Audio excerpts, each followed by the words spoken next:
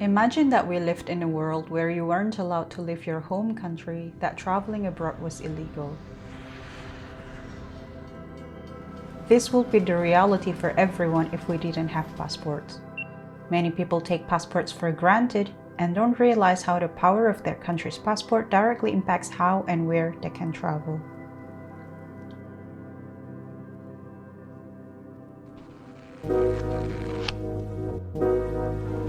Hey, Peter Parker here to pick up a passport, please. To leave a country is like breaking out of jail, and to enter a country is like going through the eye of a needle. Am I free to travel? Of course you're free to travel. Only with a passport. Hi, I am Syifa Adriana, a female solo traveler from Indonesia. I have been solo traveling since 2013 and have been documenting my solo travel journey on YouTube since 2016. In today's video, I will share the idea of passport inequality and how this travel document plays a big role in determining my freedom of movement and how not all passports are created equal.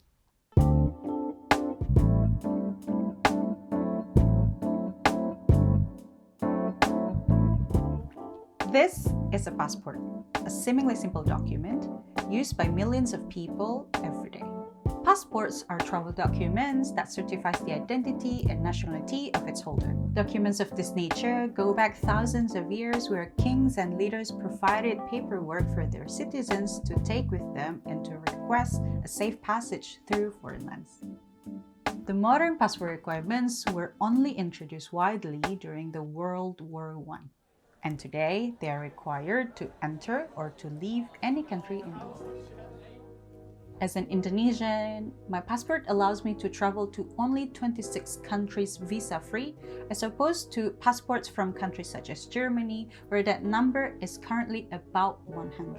For this reason, like in many less wealthy societies, traveling internationally as an idea was not something that was often discussed when I was growing up. Traveling abroad is seen as a luxurious idea that can only be afforded by the wealthy and privileged. For many people coming from developing countries, their home becomes a place people travel to, not a place people travel from.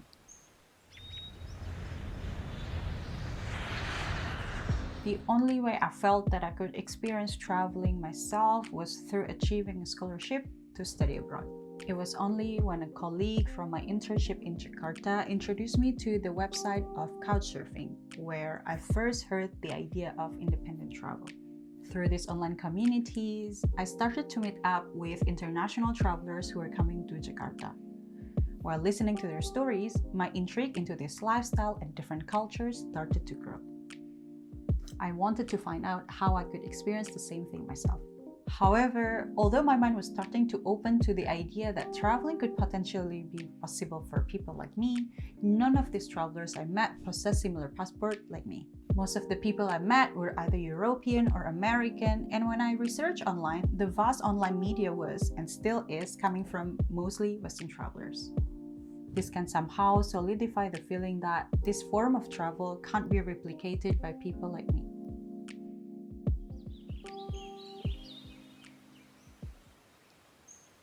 What many people don't realize is that not all passports share the same strength as the vast majority of the travel influencers you see online. Passport strength has direct implications on where you can travel and how easily you can travel. This gives the wealthier nations with stronger passports the upper hand, and the trend to focus solely on the number of countries that you've traveled to can leave people with weaker passports demotivated.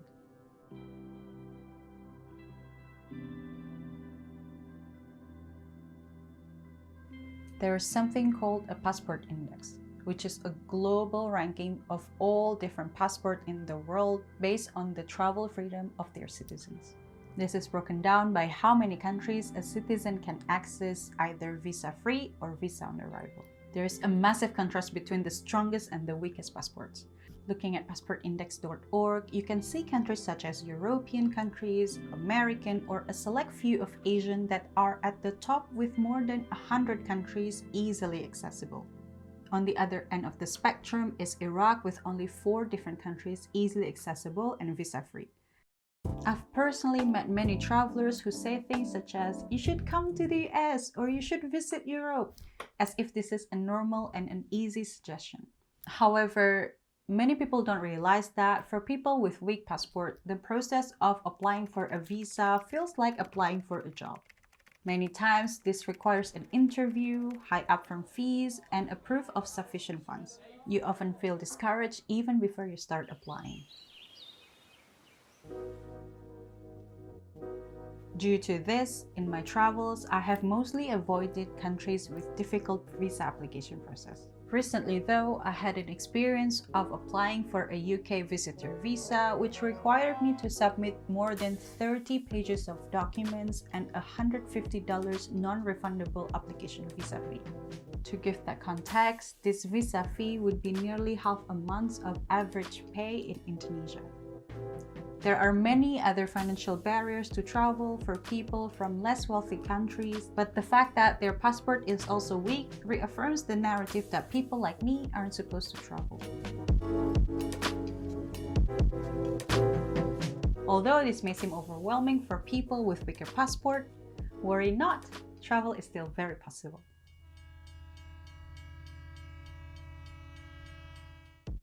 Many people still travel on the weakest passport, and in many ways, it can be even more rewarding if you can approach the idea of travel from a slightly different perspective. One general piece of advice I have to everyone is to stop focusing on the quantity of the countries you've traveled to and start focusing on the quality of your travel experiences. My first step to do this is to travel slowly. You don't have to travel fast and move from country to country. Be informed as to which countries that are more accessible for your passport, and you can start by just picking one of those countries to focus on. Maximize your experience and time in that country and travel slowly.